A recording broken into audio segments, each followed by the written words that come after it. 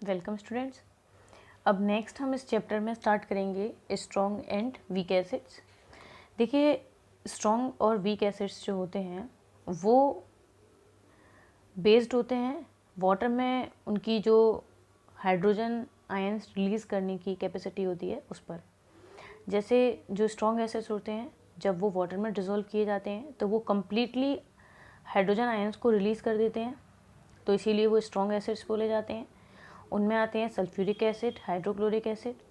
और जो acids completely hydrogen ions को रिलीज़ नहीं कर पाते हैं तो उन्हें हम बोलते हैं वीक एसिड, जिनमें आते हैं एसिडिक एसिड और लैक्टिक एसिड। नेक्स्ट है ऑर्गेनिक एंड इनऑर्गेनिक एसिड।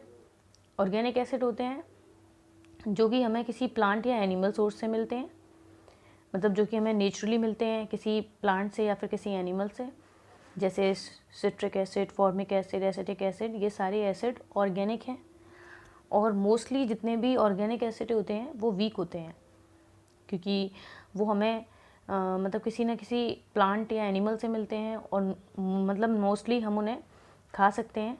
तो इसीलिए जो यूज़ में वो आते हैं हमारे खाने के, इसीलिए वो वीक एसिड है, क्योंकि वो हमारी बॉडी पर इतना अफेक्ट नहीं करते हैं। और जितने भी इनऑर्गेनिक एसिड हैं वो प्रिपेयर किए जाते हैं मिनरल्स से, लैब के अंदर आर्टिफिशियली बनाए जाते हैं। और आर्टिफिशियली जितने भी केमिकल्स बनाए जाते हैं वो सारे इनऑर्गेनिक एसिड्स में आते हैं। उनके एग्जांपल हैं सल्फ्यूरिक एसिड, नाइट्रिक एसिड, जो कि लैब में बनाए जाते हैं और जो कि बहुत ज़्यादा स्ट्रॉन्ग होते हैं। मतलब क्योंकि इनऑर्गेनिक एसिड जो है वो लैब में बनाए जा रहे हैं, वो बहुत स्ट्रॉन्ग होते हैं और उन्हें यूज़ करते टाइम पे बहुत केयर रखनी पड़ती है। वो कॉरोसिव होते हैं नेचर में, अगर वो किसी के हाथ पर गिर जाते हैं तो उसे जला देंगे। जब एसिड को हम वाटर में डिज़ोल्व करते हैं तो वो अपने अंदर से आयंस को रिलीज़ करता है। जैसे मैंने बताया था लास्ट वीडियो में, HCl को जब हम वाटर में डिज़ोल्व करते हैं तो वो H+ और Cl- में टूटता है। तो कोई भी एसिड हो, जब उसे हम वाटर में डिज़ोल्व करते हैं तो वो आयंस में टूट जाता है, जिसकी वजह से वो इलेक्ट्रिसिटी को कंडक्ट कर सकता है। और जब कोई सॉल्यूशन इलेक्ट्रिसिटी को कंडक्ट कर सकता है तो उसे हम इलेक्ट्रोलाइट बोलते हैं। जो मेटल्स होते हैं वो भी अलग अलग तरीके से स्ट्रॉन्ग एसिड से या नॉर्मली जो एसिड्स हैं उनसे रिएक्शन देते हैं। इसीलिए जो एसिड स्टोर किए जाते हैं हमेशा या तो ग्लास की बॉटल में स्टोर किए जाते हैं या प्लास्टिक में स्टोर किए जाते हैं। जैसे आपने देखा होगा, जो घर में पिकल्स रखे जाते हैं वो या तो ग्लास बॉटल्स में रखे जाते हैं या चीनी मिट्टी के बने हुए मर्तबान होते हैं उनमें रखे जाते हैं, या जो टोमेटो केचप्स वगैरह आते हैं, फ्रूट जूसेस आते हैं, तो ये मेटल कंटेनर्स में नहीं रखे जाते। ना ये आते हैं मेटल कंटेनर्स में और ना ही इन्हें रखना चाहिए, क्योंकि वो रिएक्शन कर लेते हैं मेटल से और हार्मफुल केमिकल्स वो बना सकते हैं, जिस वजह से जो खाने का स्टफ़ है वो ख़राब हो जाएगा। इसलिए नेक्स्ट है इसमें एसिड रेन, जो काफ़ी इम्पोर्टेंट टॉपिक है। देखिए, एसिड रेन जो है वो होती है एक ऐसी बारिश जिसमें एसिड की अमाउंट होती है। और ये बनती कैसे है? तो देखिए, जो गैसेस निकलती हैं फ्यूल के जलने से, जैसे हम अपनी अलग अलग एक्टिविटीज़ में, जैसे अर्थ के ऊपर बहुत सारी ऐसी एक्टिविटीज़ होती हैं, जैसे इंडस्ट्रीज़ में कोल जलाया जाता है, व्हीकल्स में डीजल और पेट्रोल जलता है, जिससे गैसेस निकलती हैं और काफ़ी हार्मफुल गैसेस भी निकलती हैं। उनमें गैसेस हैं sulphur dioxide, carbon dioxide, nitrogen dioxide. ये गैसेस एटमॉस्फेयर में ऊपर पहुंचती हैं और फिर ये गैसेस जो रिलीज़ हो रही हैं इन फ्यूल्स से, ये गैसेस वाटर के साथ रिएक्शन कर लेती हैं एटमॉस्फेयर में पहुंचकर, और फिर वाटर के साथ रिएक्शन करके ये एसिड बना लेती हैं। ये एसिड फिर उन क्लाउड्स के साथ, जो क्लाउड्स में वाटर है, उस वाटर से रिएक्शन किया है उन गैसेस ने, जिससे एसिड बना है।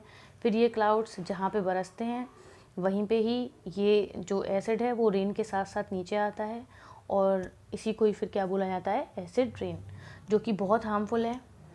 जो ट्रीज़ होती हैं, प्लांट्स होते हैं और जो बिल्डिंग्स होती हैं, मॉन्यूमेंट्स होते हैं, और जो वाटर है रिवर का या स्पेशली पॉन्ड और लेक्स का जो वाटर होता है उस पर अफेक्ट करती हैं, क्योंकि ये एसिड रेन जो है वो उस वाटर में जाके मिलता है, और जिसकी वजह से उस एसिड की वजह से जो वाटर है उसकी क्वालिटी ख़राब हो जाती है।